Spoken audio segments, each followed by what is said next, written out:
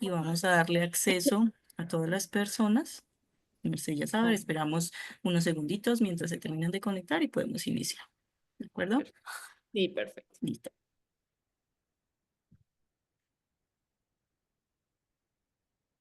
Tú me dices, dejo de compartir y ya cuando estés tú lo compartimos. ¿Qué opinas? Sí, lo que está bien. Buenas noches para todos.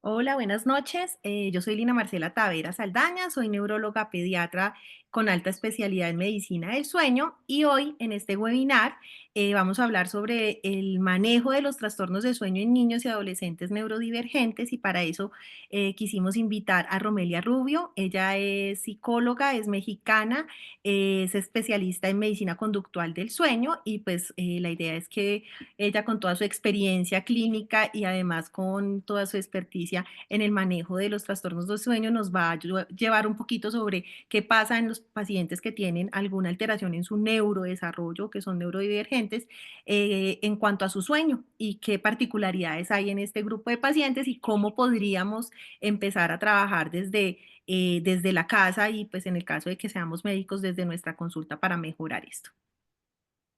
Romelia, muchísimas gracias por aceptar esta invitación y pues ahí te dejo pues abiertos los micrófonos y la cámara. Gracias. Muchas gracias, Lina. Pues muchísimas gracias a ti por la invitación. Es un honor para mí poder platicar un poco acerca de pues toda este campo que muchos padres sufren, pero que hay poca difusión de información y bueno, pues pretendo que con esta charla esclarecer un poquito el qué pasa con los problemas de sueño en general y algunas particularidades cuando nos enfrentamos con chiquitos neurodivergentes que pueden llegar a tener desafíos mucho mayores que un niño neurotípico. Y pues un poquito la charla está estructurada de la siguiente forma, que es, queremos ver los principales desafíos em, a los que nos podemos enfrentar y de dónde surgen todas estas problemáticas. ¿Cómo hacemos una clasificación y diagnóstico de estos trastornos de sueño? ¿Cuál es la prevalencia y el impacto del mismo? Es decir, ¿cuántos niños presentan estas dificultades?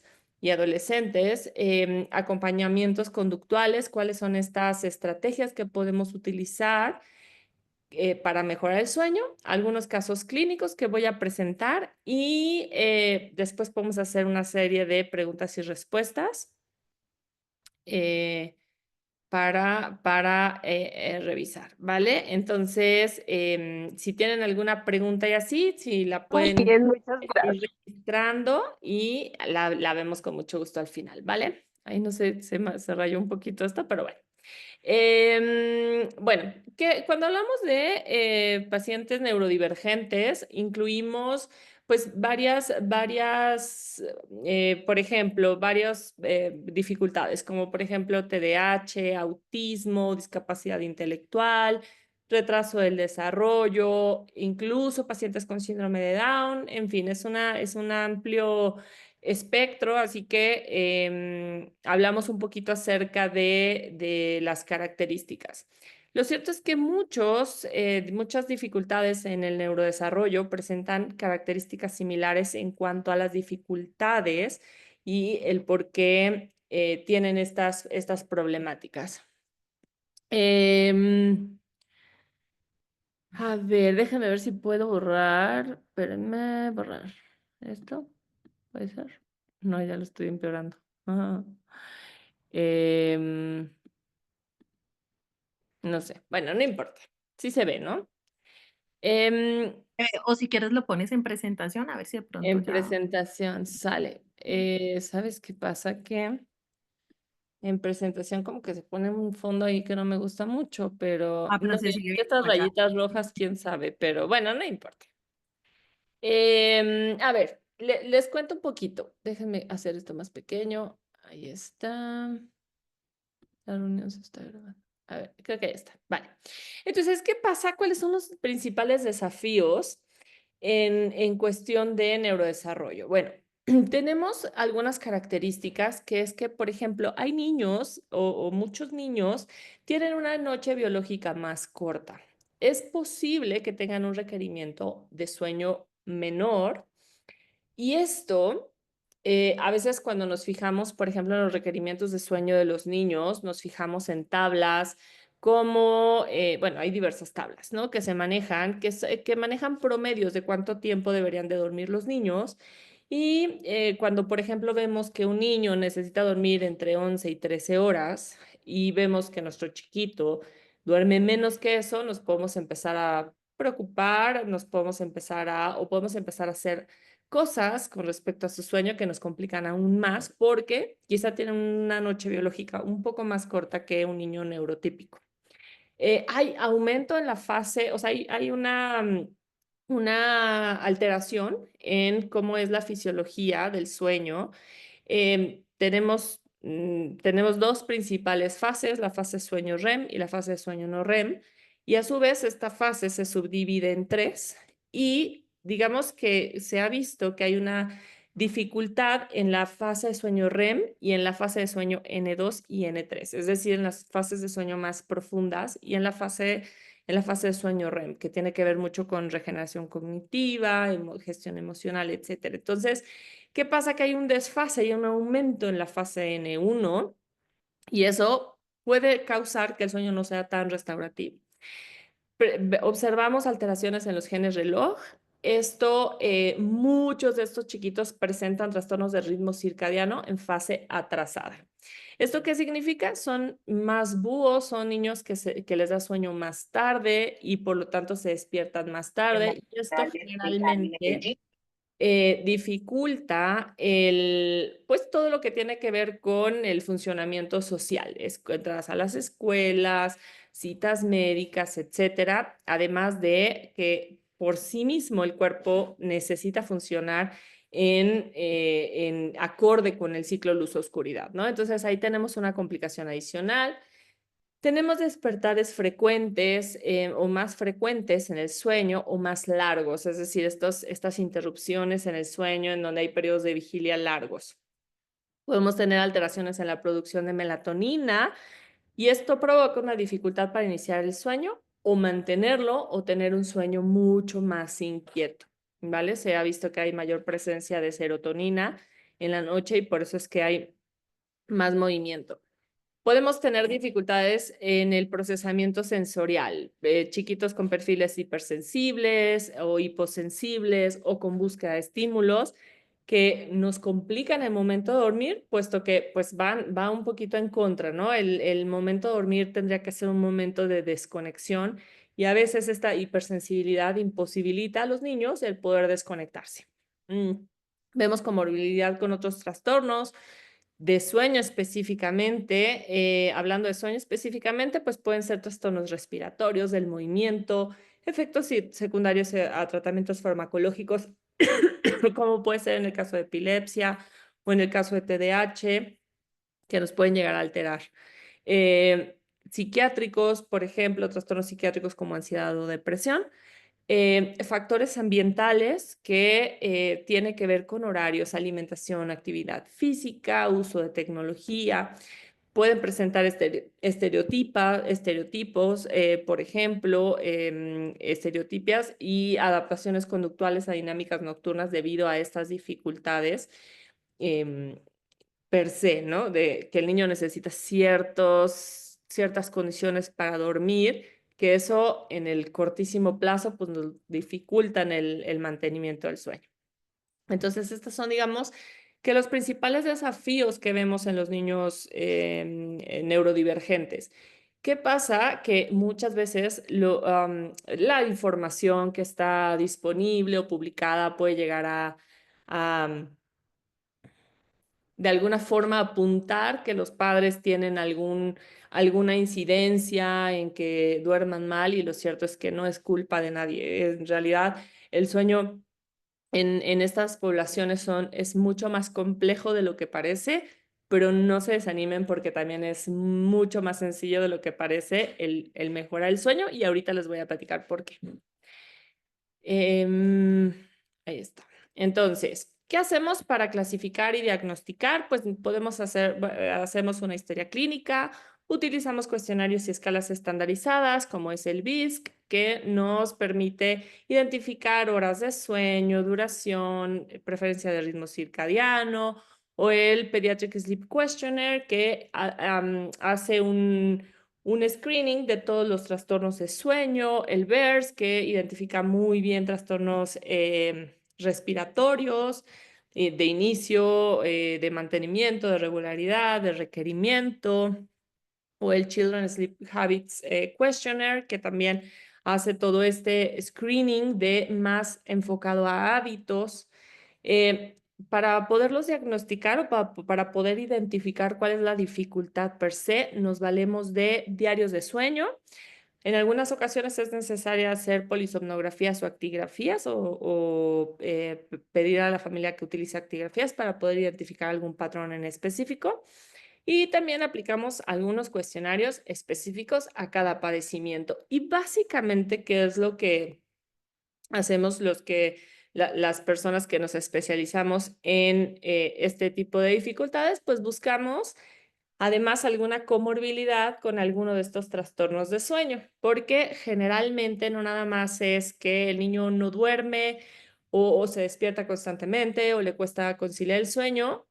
A veces hay causas subyacentes, como por ejemplo, si tenemos un trastorno relacionado con la respiración, por ejemplo, una apnea del sueño, que hay ronquido, que hay interrupciones tal cual en la respiración, pues es un niño que no va a poder descansar bien.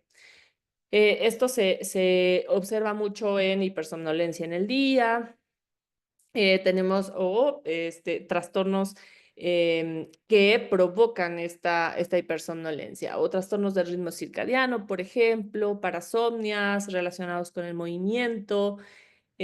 Así que, bueno, hacemos como este screening para poder identificar si tenemos algún factor adicional que nos esté complicando y poderlo atender, ¿vale? Entonces, ¿qué pasa con el sueño y en el neurodesarrollo?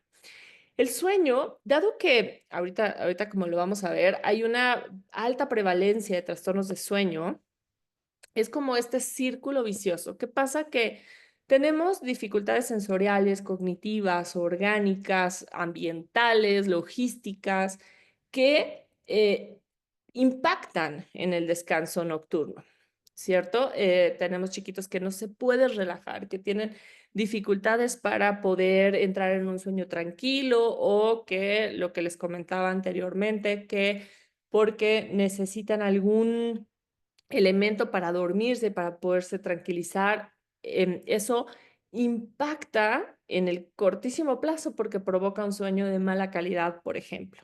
Esto pues impacta en el sueño, en el descanso nocturno, lo que implica una exacerbación de síntomas diurnos, ¿no? Entonces, pues este chiquito que es hipersensible, pues al no descansar bien, pues está aún más irritable. Eso reduce la efectividad en las intervenciones terapéuticas, lo que exacerba las dificultades sensoriales, cognitivas, orgánicas, y así nos vamos, ¿no? Entonces, por eso es que es un ciclo que potencia o dificulta el bienestar de los niños. Por eso el foco tan importante que le tenemos que poner al sueño y a mejorarlo. Un poquito lo que hablábamos, que impacta en, por ejemplo, problemas conductuales. A veces a los niños se les puede llegar a diagnosticar inclusive un TDAH, porque tenemos sintomatología muy similar en TDAH que la que obtenemos cuando tenemos privación de sueño, por ejemplo, un sueño deficiente. Tenemos irritabilidad crónica, desregulación emocional, intensificación de conductas disruptivas, y esto es solo por una falta de sueño o por un descanso de mala calidad. Ahora, si le sumamos que tenemos alguna dificultad en el desarrollo, es como, es aún más complicado, ¿vale? Esto, digamos, lo tenemos todos, todas las personas tenemos estos impactos cuando no descansamos bien, ¿vale? Funciones metabólicas e inmunes, pues tenemos mayor riesgo de obesidad y alteraciones metabólicas, dificultades cognitivas, no podemos tener un correcto desarrollo o aprendizaje o atención o memoria o concentración. Y esto genera pues una afectación en el sistema familiar, ¿no? Tenemos una interferencia en la dinámica familiar y el bienestar de todos los miembros del hogar. Si una persona no duerme bien, impacta anímicamente en todos sentidos. Entonces, eso. La prevalencia de los trastornos de sueño, hasta un 80% se ha visto que la población neurodivergente tiene algún trastorno de sueño. Desde un 50 hasta un 80, dependiendo la cifra, incluso hay quienes refieren que incluso hasta un poco más. Lo más frecuente que se observa es el insomnio de inicio, los despertares nocturnos y la disminución total del sueño, así como los trastornos del ritmo circadiano en fase atrasada, generalmente. Entonces, ¿qué hacemos desde el lado conductual, desde el lado de poder ayudar a las familias a dormir mejor? Pues tenemos varias posibilidades, varias herramientas. Digamos que todo lo que tiene que ver con acompañamientos conductuales es la primera línea de tratamiento para el insomnio pediátrico. Entonces, en tan solo 2 o 3 sesiones se puede producir una mejora significativa en la duración del sueño, patrones y comportamientos. Y muchos casos de insomnio se pueden mejorar de manera efectiva solo con terapia conductual. Es decir, a veces es necesario suplementar o utilizar algún fármaco, pero generalmente con simples modificaciones o modificaciones muy sencillas que aplican directamente los padres, podemos obtener una mejora muy importante. Entonces, ¿cuáles son los abordajes de acuerdo a cada problemática? Estas tablitas detallan cómo hacemos para poder ayudar a los niños a dormir mejor, abordando cada una de las problemáticas, ¿vale? Entonces, por ejemplo, tenemos una noche, si tenemos el caso de la noche biológica más corta, entonces lo que hacemos es que necesitamos, por ejemplo, tenemos un niño que duerme 9 horas, ¿ok? Que ahorita su posibilidad de sueño es de 9 horas. Entonces, lo que necesitamos hacer es ajustar su oportunidad de sueño, no forzarlo a que duerma 11, sino necesitamos identificar cuál es su patrón de sueño. Podemos restringir un poquito el sueño, haciendo valoraciones periódicas de cómo va evolucionando, estableciendo horarios constantes, pero digamos, ayudando a generar una mayor presión de sueño para que su descanso sea más consolidado. Les voy a poner un ejemplo muy sencillo. Hay niños que pasan 11 horas en la cama, pero de esas 11, efectivamente solamente duermen 9. Entonces, ¿qué pasa? ¿Me dan un segundito nada más, por favor, Sote? Déjenme aquí.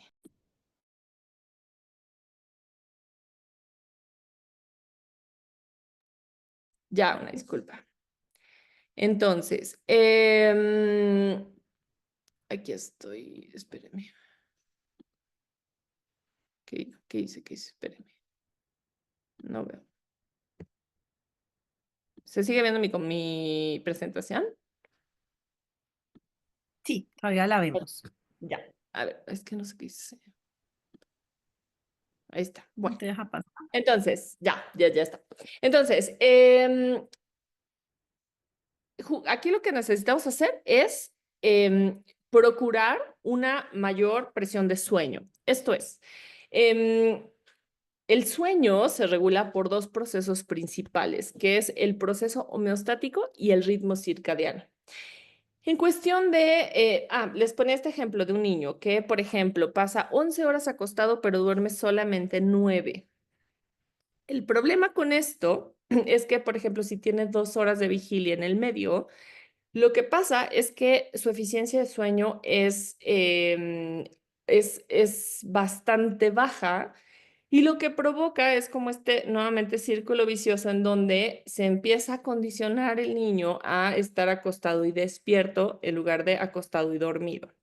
Con lo cual lo que hacemos o la intervención muy importante es poder empatar el tiempo que pasa acostado el niño con el tiempo que efectivamente duerme. Y esto es la restricción de sueño, ¿vale? Ay, aquí me pasé, aquí está, la restricción de sueño, ¿vale? Entonces, ¿esto que ayuda a generar una buena presión de sueño, a generar una eficiencia de sueño más alta y a poder corregir estos patrones que tiene para que en lugar de dormir, de acostarse 11 horas y dormir solo 9, pues entonces hacemos empatar esas 9 horas, pero que sean de un sueño de buena calidad, ¿vale? En el peor de los casos, en el mejor de los casos, podemos ampliar esta oportunidad de sueño para obtener la mayor de su capacidad en cuestión de requerimiento de sueño para que pueda cumplir el mayor requerimiento de sueño, ¿vale? Alteraciones en los genes de reloj, pues aquí tenemos un desfase en la fase de sueño retrasada. ¿Qué hacemos? Utilizamos intervenciones como luminoterapia. A veces se necesita suplementación de melatonina. Lo mismo se hace una restricción de sueño, más higiene de sueño, como por ejemplo horarios constantes, ejercicio, alimentación. Es decir, por ejemplo, en esta fase de sueño, si tenemos un chiquito que nosotros lo acostamos a las 9, pero realmente le da sueño hasta las 11 de la noche, lo que hacemos es que con luminoterapia podemos ayudar a que el ritmo se empiece a regular, aunado a una suplementación de melatonina, para empezar a mover el ritmo a uno mucho más acorde al funcionamiento social, a las demandas de la escuela, etcétera. ¿Vale? Esto es principalmente importante a los adolescentes que de por sí, en adolescentes neurotípicos, el ritmo se mueve más, se retrasa, la fase de sueño se retrasa, y entonces tenemos una privación de sueño en los adolescentes. Entonces, bueno, pues es principalmente importante abordarlo. Tenemos, por ejemplo, alteraciones en la producción de melatonina. En este caso, se puede iniciar una suplementación. Sin embargo, la suplementación de melatonina siempre tiene que ir acompañada de la corrección de todo el tema de higiene de sueño. No puede ser utilizada como intervención única y eso es a veces lo que nos encontramos, que pues utilizan la melatonina como somnífero y no como cronorregulador, que esa es su verdadera función. Entonces, sí, hay una alteración y es necesario, se utiliza, pero tiene que ir acompañado de estos dos factores, ¿vale? Entonces ahí puede ser, y es importante el cálculo del momento de la suplementación, es decir, no nada más hay que saber la dosis, porque he visto unas dosis gigantescas, desproporcionadas totalmente, que pueden llegar incluso a tener el efecto opuesto, que es insomnio en vez de inicio de sueño. Tiene que ser una dosis correcta, tiene que ser el tiempo correcto de suplementación y elegir el tipo de melatonina correcto, ya sea de liberación instantánea o prolongada. Tenemos alteraciones, por ejemplo, en el procesamiento sensorial y su abordaje sería con estrategias de autorregulación. Por ejemplo, con niños autistas, lo que hacemos es que pues revisamos el perfil sensorial y empezamos a identificar cuáles son esas necesidades concretas para poder regularse. Por ejemplo, masajes de presión profunda, balanceos, baños tibios, por ejemplo, dietas sensoriales. Eso es súper importante para que puedan llegar a tener una desconexión o una mayor tranquilidad en el inicio del sueño. Hacemos espacios libres de estímulos, de música, o podemos poner incluso música, o quitarla, o poner ruido blanco, o iluminarlo un poco, o eliminarlo. Evidentemente que se procura buscar estos factores que permiten un inicio de sueño tranquilo, como por ejemplo oscuridad, una buena temperatura, silencio. Y esto, digamos que como lo vemos, es como el objetivo, y para llegar a él, pues podemos usar muchas estrategias en el medio para que sean cambios suaves, dadas las características que a veces tenemos con estos chiquitos que tienen una dificultad o se adaptan a otro ritmo, ¿cierto? Entonces, se utilizan como estas aproximaciones sucesivas para llegar a nuestro objetivo, que es ese. Entonces también tenemos técnicas de respiración, de relajación muscular progresiva, todas estas técnicas que nos ayudan a calmar, ¿vale? Entonces, si tenemos comorbilidad con otros trastornos, pues necesitamos una atención multidisciplinaria como neurólogos, otorrino, neumólogo, alergólogo, endocrinólogo, terapeuta ocupacional. ¿Qué hice? Aquí está. Tenemos terapeutas miofuncionales, también es muy importante para todo el tema orofacial, cuando tenemos dificultades, por ejemplo, de una mala postura de la lengua, que eso implica o impacta en la respiración, y la respiración impacta en la calidad del descanso. Bueno, cuando tenemos comorbilidad con otros trastornos, necesitamos también algunos estudios de sueño, ¿vale? Para poder identificar otros trastornos, como por ejemplo síndrome de piernas inquietas, apneas, narcolepsias, etc. Hablando de factores conductuales, estos son más mediados por los padres, ¿vale? Fíjense cómo a diferencia de que a veces los padres son culpados por tener, por los problemas de sueño de sus hijos, fíjense cómo en realidad es uno de los 6 factores, ¿no? que impactan en el sueño. Entonces, bueno, acá pues sí necesitamos tener una higiene de sueño, horarios constantes, no nada más de sueño, sino también de alimentación, que son los que regulan el ritmo circadiano, y este impacta en todo lo demás. Por ejemplo, también promover ejercicio, limitar pantallas debido a la inhibición de la melatonina, que si de por sí ya tenemos un problema con la producción de melatonina, las pantallas la inhiben aún más. También importante pues tener límites y reglas claros. Se pueden hacer algunos programas de incentivos, algunas pequeñas economías de fichas que ayudan a los niños a engancharse más en el proceso. Y todo esto va hacia promover sueño autónomo, ¿vale? Entonces, si lo vemos ya puesto como en un... A ver, y quiero explicarles qué es el sueño autónomo. El sueño autónomo es esta forma en la que buscamos que no nada más los niños, ni los adolescentes, también los adultos podamos iniciar el sueño. ¿Cuántos de aquí, o si conocen a alguien que se quedan dormidos, por ejemplo, viendo la televisión, que se arrullan con la televisión? Entonces, incluso en adultos, ese no es un sueño autónomo, eso no es lo que se le llama sueño autónomo. ¿Por qué? Porque tenemos un factor externo que nos está ayudando a iniciar el sueño, pero después en la madrugada, cuando te das cuenta que se apagó la televisión o te das cuenta que se acabó el podcast que estabas escuchando, la música, entonces te despiertas, eso interrumpe tu sueño y es lo que provoca pues esta alteración o este mal descanso. Entonces, a todas edades buscamos este sueño autónomo, ¿vale? Por ejemplo, traducido en niños más pequeños, pues no queremos que se queden dormidos en la sala o en la cama de los papás y luego ser trasladados dormidos hasta sus camas o cunas.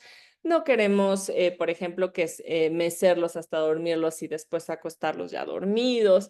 Ojo, evidentemente cuando estamos hablando de alguna de alguna neurodivergencia, pues tenemos dificultades y hay cosas que tenemos que hacer para ayudarlos, pero el objetivo justamente es el poder cambiar esto para que los niños puedan tener sueño autónomo. ¿Esto qué nos va a dar? Estas noches de sueño más consolidadas, ¿vale? Entonces, el abordaje multidisciplinario sería una cosa así, ya puesto digamos, como todo junto. Entonces, viene un chiquito y entonces me dicen, mira, pues está con problemas para dormir, está despertando mucho, se tarda mucho en dormirse, o le cuesta, pasa mucho tiempo despierto, o se duerme en el día, etcétera. Pues, ¿qué tenemos que hacer? Descartamos otros trastornos. Buscamos estrategias de regulación que los ayuden a poder, que los ayuden a poder inducir el sueño más fácilmente. Buscamos tener una higiene de sueño implementada que ayuden a que el momento de dormir sea más predecible, más tranquilo. Buscamos tener dietas sensoriales en los niños que puedan ayudarlos a iniciar el sueño más tranquilos. Esto implica modificaciones ambientales directamente para favorecer la desactivación. Buscamos control de estímulos o restricción de sueño dependiendo de la edad y dependiendo del caso también. Esto es CBTI, básicamente es cognitivo-conductual para insomnio per se. Que esto va de control de estímulos, significa no pasar demasiado tiempo en la cama para no condicionar nuestro cuerpo a estar acostados y despiertos, sino más bien acostados y dormidos. Y eso es lo que se busca el control de estímulos. La restricción de sueño es lo que les platicaba antes, de poder igualar la necesidad de dormir con el tiempo que pasamos realmente acostados, ¿vale? Y bueno, igual es un protocolo que hay que aplicar. En caso de que todas estas intervenciones lo requieran, pues vamos a suplementar con melatonina, pero a veces no, ¿vale? Y esto buscamos sueño autónomo al final, ¿vale? Este es nuestro objetivo. Entonces, ahora les voy a presentar dos casos. El caso de Mateo es un chiquito de 18 meses, se tiene sospecha de autismo. Presenta trastorno de procesamiento sensorial, busca estímulos vestibulares, arrullo con movimientos exagerados, depende de la leche para dormirse.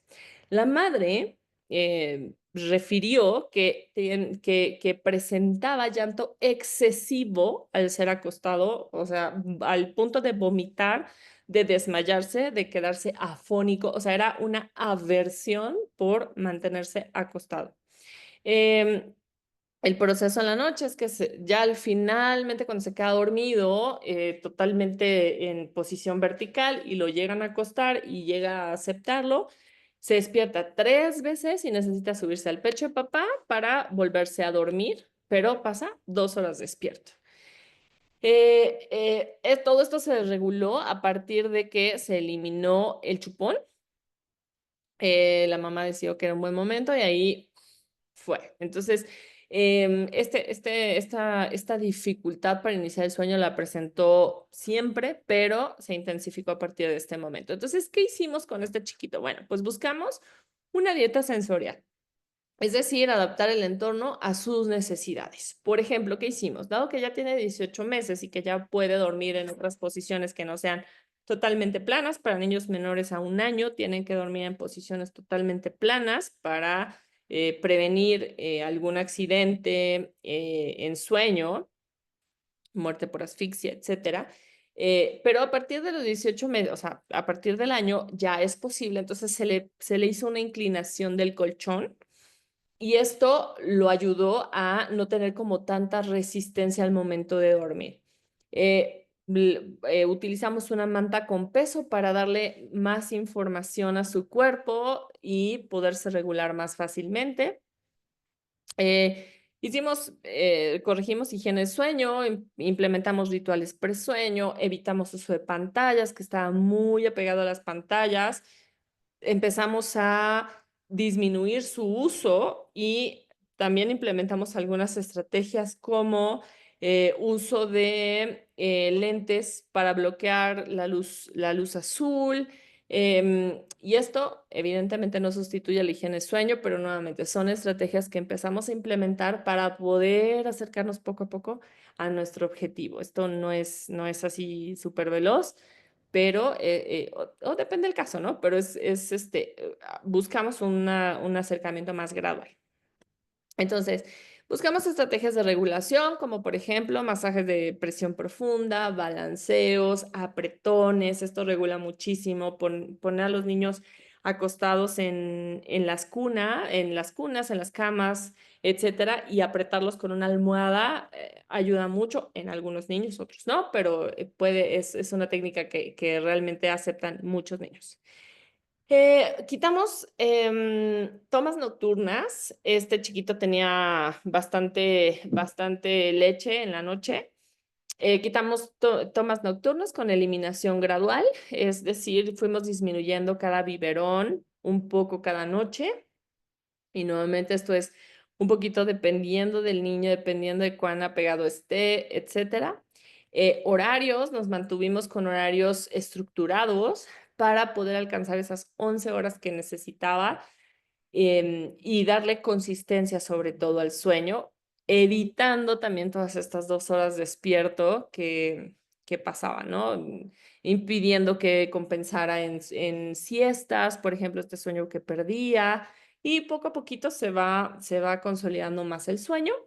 Y por último, buscamos sueño autónomo, que es decir, hicimos una técnica que es de alejamiento progresivo de los padres, que es una forma de que el niño conviva con el cómo se siente estar lejecitos de mi papá, pero en presencia de. Y eso los ayuda a poder adaptarse a pues, estas variaciones que hacemos en el sueño cuando están totalmente acostumbrados, por ejemplo, a dormirse encima del pecho, ¿no? Entonces, nuevamente, esto es muy gradual. Les voy a presentar otro caso de una adolescente, Alejandra, que presenta TDAH, le cuesta conciliar el sueño, tiene una latencia de sueño de hasta 2 horas, es decir, es muchísimo tiempo, se la pasa dando vueltas, tiene ansiedad que va creciendo conforme se va acercando la noche, tiene despertares nocturnos con ansiedad intensa, excesiva somnolencia diurna. En los adolescentes esto es muy común porque, pues, en general, si de por sí ya les cuesta quedarse dormidos y luego entran muy temprano en la mañana, entonces es terrible. Muchos están muy privados de sueño y en el caso del TDAH, pues se intensifica más. Ha tenido una respuesta favorable al tratamiento farmacológico indicado por el neurólogo y lo que se ha visto es que a partir del inicio del ciclo escolar, pues hubo un aumento significativo en los síntomas de ansiedad. Tenemos antecedentes heredofamiliares de fase atrasada de sueño, así que aún lo complica más o es mucho más propensa a tener este desfase. Y tenemos una polisomnografía que descartaba trastornos respiratorios y de piernas inquietas. Vale, entonces, ¿qué hicimos acá? Pues restricción de sueño, ajustamos el tiempo en cama para que no pasara estas 2 horas despierta. Implementamos rituales presueño, evitar uso de pantallas, todo lo que conlleva exposición a luz solar muy temprano en la mañana, horarios constantes. Implementamos estrategias de relajación que le permitieron empezar en un estado mucho más tranquilo, es decir, de respiración o de relajación progresiva. Hicimos control de estímulos para evitar que pasara tanto tiempo acostada.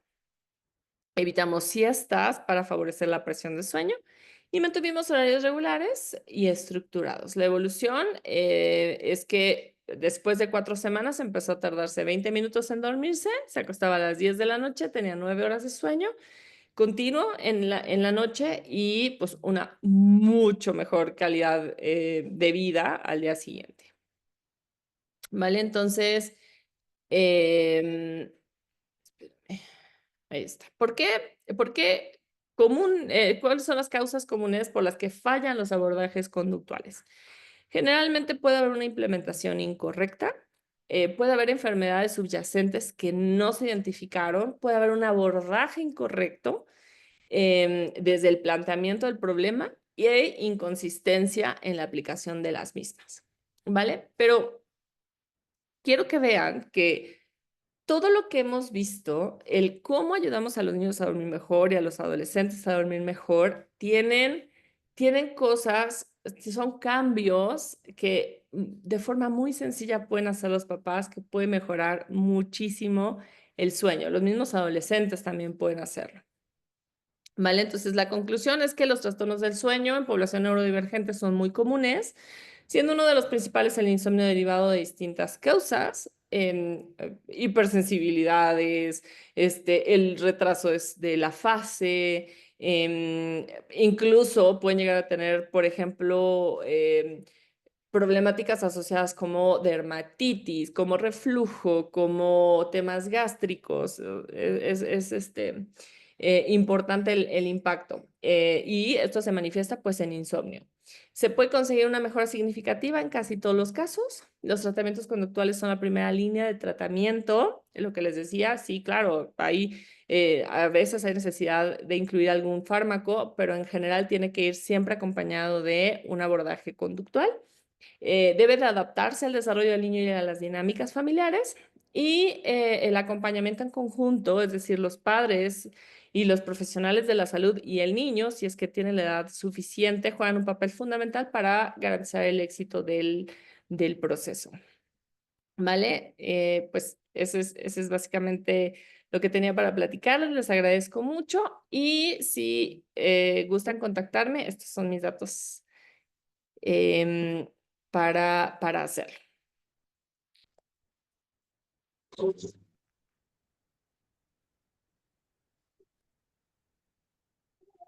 Déjenme ver cómo dejo de compartir. Bueno, Ahí está. ay, a mí.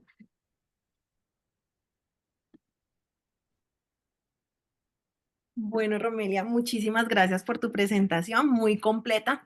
Pues sí, digamos que nos hablaste de muchas cosas y podemos llegar a la conclusión que definitivamente para usar medicamentos hay muchísimas alternativas antes de pensarlo, ¿cierto? Y casi siempre, por lo menos nosotros como médicos, estamos acostumbrados a que solucionamos todo, pues si somos médicos clínicos, solucionamos todo con un medicamento o si, pues, si somos cirujanos, pues con una cirugía.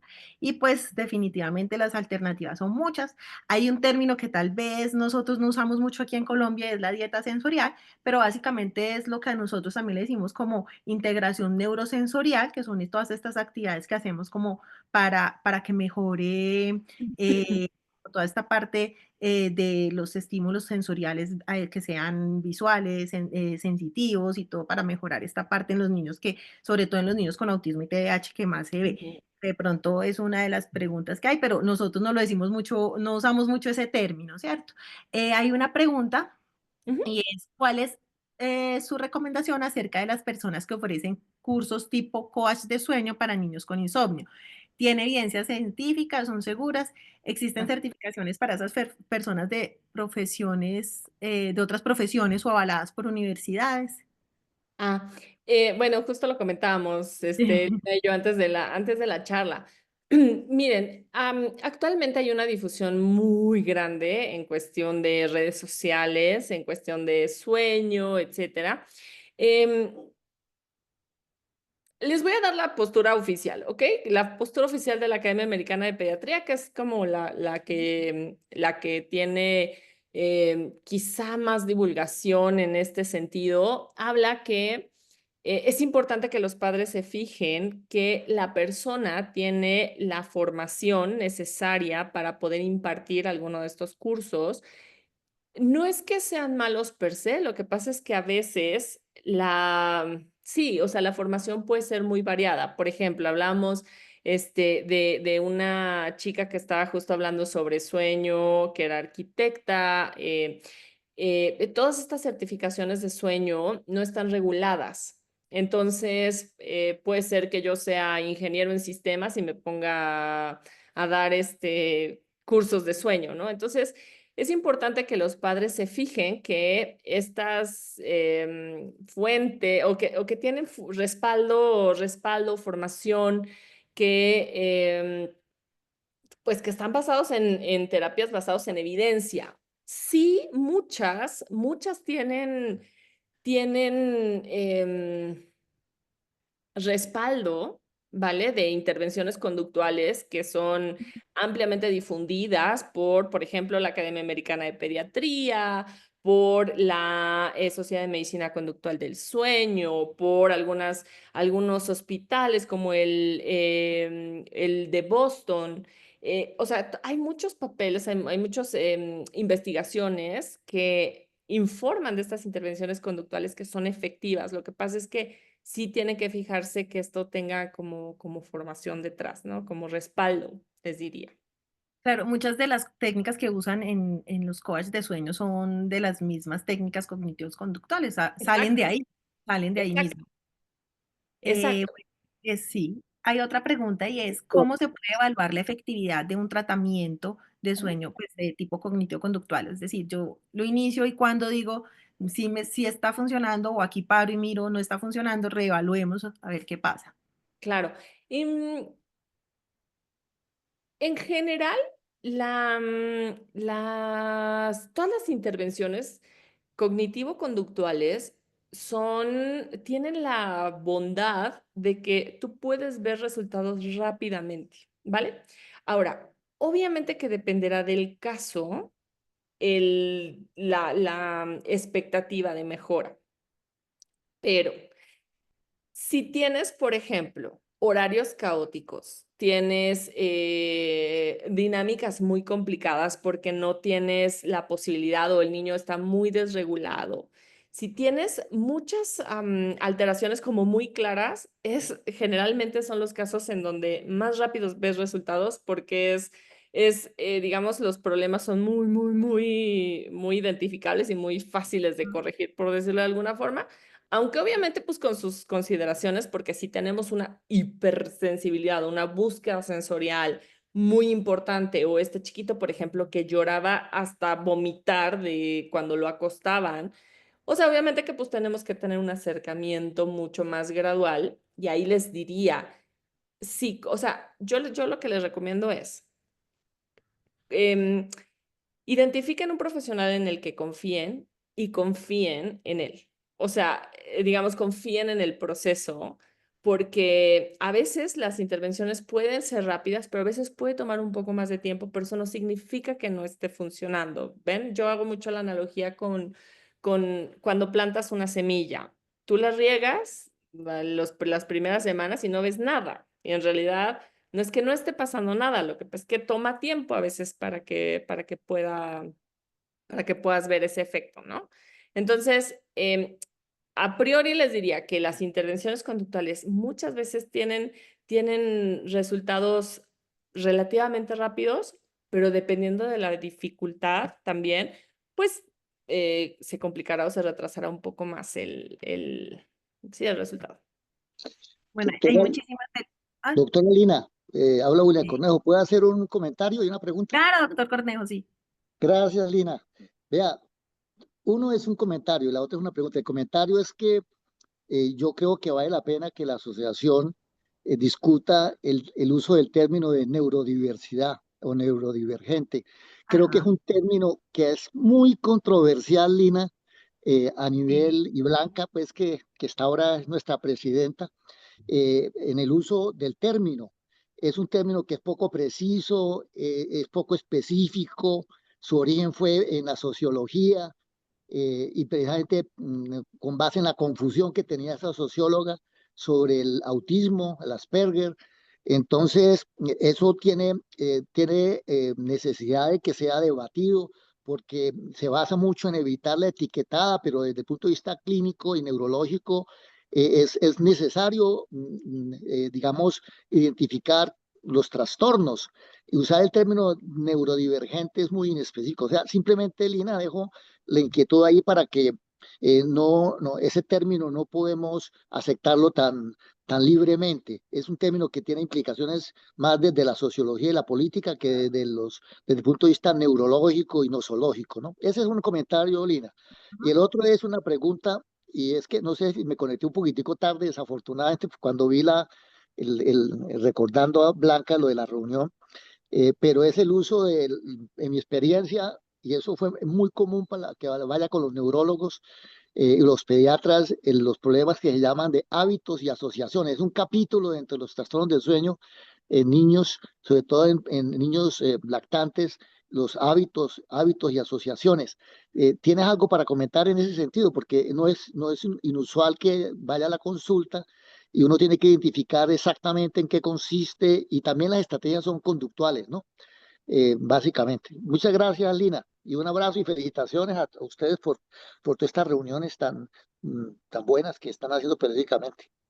Bueno, sí hay algo, doctor Cornejo, y es que cuando uno revisa el manual de clasificación de los trastornos de sueño, pues nosotros solo hablamos de insomnio, ¿cierto? No hay un capítulo o un específico para los niños, pero sí ahí siempre nos ponen como que en ese están incluidos los que son lo que antes llamábamos insomnio conductual y dentro de ese está el de asociación, el de resistencia a ir a la cama, el de malos hábitos. Entonces, tal vez Romelia tiene mucha experiencia en la parte de asociación porque ella trabaja mucho con lactantes, entonces, que es la principal asociación, pues el grupo que más tiene insomnio de asociación, los lactantes, asociación a la alimentación durante el sueño o a la compañía. Entonces, Romelia sí en eso yo creo que es experta número uno. Sí, de hecho, actualmente el DSM-5 o la clasificación internacional de los trastornos de sueño simplemente lo pone como insomnio, pero en la versión 3 se hablaba de insomnio conductual, que tiene que ver justamente con todas las asociaciones de sueño que crean los niños con respecto a los padres para el inicio o el mantenimiento del sueño, ¿no? Entonces son estos niños que necesitan de leche para dormirse, que necesitan de arrullo para dormirse, que necesitan de cualquier elemento que intervengan los padres para poder iniciar el sueño y eso al final lo que provoca es una interrupción en el sueño dada la fisiología del sueño, es decir, cuando termina un ciclo de sueño hay un despertar breve y en este despertar breve hay una revisión del entorno y si si algo del entorno cambió, que cuando iniciaron el sueño, entonces necesitan esas condiciones para regresar a dormir y ahí es cuando vemos todas estas dificultades de sueño por estos despertares constantes. Entonces, sí, efectivamente, en la consulta pediátrica, el problema número uno son estos niños que tienen mucha dificultad para mantener el sueño debido a generalmente estas asociaciones de inicio de sueño. Entonces, ajá. Y bueno, ¿y cómo se hace? Sueño autónomo, es decir, tienes que corregir el que el niño inicie el sueño bajo las condiciones que va a permanecer toda la noche. Exacto, ese es al final el objetivo siempre.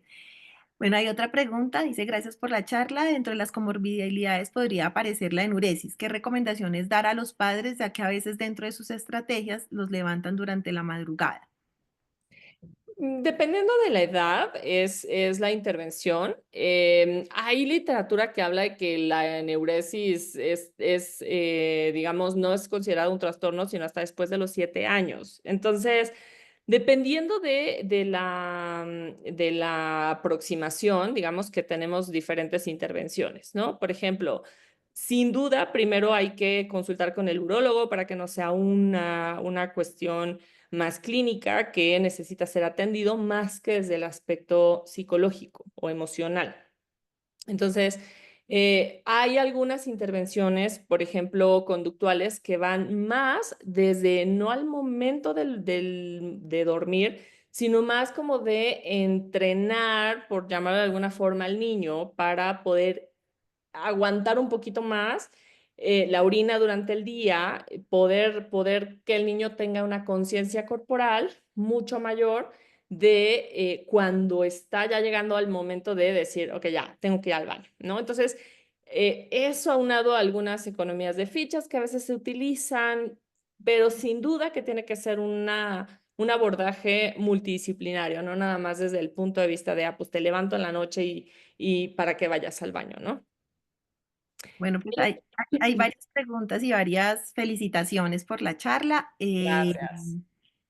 Pues yo creo que para terminar voy a dejar como aquí una que deja una mamá que dice que cómo me puedo preparar para nuestra primera cita en una consulta del examen del sueño. Mi hijo tendrá 15 meses de edad, pero al nacer fue diagnosticado con laringomalacia. Ahora tiene 12 meses y él ronca y duerme en ocasiones con la boca abierta. He tenido dificultades para lograr el sueño autónomo. Ujú. Sí, primero, bueno, importante que haya sido atendido previamente por esta dificultad con otorrino o con el especialista correspondiente. Digamos que o sea, ¿cuál es la información más valiosa que necesitamos? Necesitamos un poco entender cuál es el patrón de sueño, ¿vale? Y por ejemplo, para eso se puede utilizar una bitácora de sueño, es decir, que ustedes empiezan a apuntar cuál es qué horarios tiene, cómo son sus dinámicas, para poder tener esta información y tener un punto de partida, una línea base. Y a partir de ahí poder hacer correcciones. Les diría que a priori, si este chiquito, es que, y ahí es algo que pasa mucho cuando tenemos algún tipo de trastorno asociado, ¿vale? Que es que a veces no, en ocasiones sí, el trastorno influye o dificulta el sueño, pero a veces no tiene nada que ver ese trastorno con la dinámica nocturna que tienen y está más asociado quizá el que sí, el niño tiene una dificultad, pero a veces nosotros en vez de tener un horario constante, pues quizá somos un poco laxos, con los horarios o con las dinámicas nocturnas y es eso lo que complica. Entonces, o sea, hay que revisar el caso en específico para poder saber específicamente qué es lo que está dificultando el sueño. Si es una cuestión más estructural o no, o es una cuestión más conductual. Bueno, se quedan algunas preguntas por ahí pendientes. Romilia, muchísimas gracias por tu tiempo y gracias Gracias. a los que se conectaron. Pues realmente teníamos un gran contrincante y es que dentro de poquito va a empezar el partido de Colombia, entonces creo que Ah, se buenísimo. mantienen muy juiciosos todos. Pueden ya ir juiciosos a ir a ver el partido. La conferencia va a quedar, pues este webinar va a quedar grabado en nuestra página de YouTube de la Asociación Colombiana de Neurología Infantil. Así que pueden repetirlo y ayudarnos a difundirlo. Y pues como quedaron tantas cosas pendientes, ojalá algún día nos puedas volver a acompañar. Claro que sí, Lina, con muchísimo gusto. Te lo agradezco enormemente por la oportunidad. Y bueno, solamente un último comentario con respecto a lo que comenta el doctor acerca del término neurodivergente. Es cierto que puede ser ambiguo. Sin embargo, en esta charla hablamos de mucha neurodiversidad, es decir, hablamos de diferentes trastornos, no nada más de autismo, no nada más de TDAH, hablamos de discapacidad intelectual y es un poco por eso la terminología más genérica, por llamarlo de alguna forma, porque muchos de esos trastornos presentan estas características o estas dificultades en el sueño, ¿no? Entonces, entiendo que hay un debate por ahí muy importante en cuestión de cómo se les dice, si son trastornos, si no son, si son condiciones, si no, en fin, pero es un poquito por eso, no es por ser ambiguo. Era por dejarlo como un poco más amplio. Sí, exacto. Ajá. Vale, que estés muy bien, feliz noche. Buenísimo, gracias a ustedes, gracias por el tiempo, que estén muy bien, hasta luego.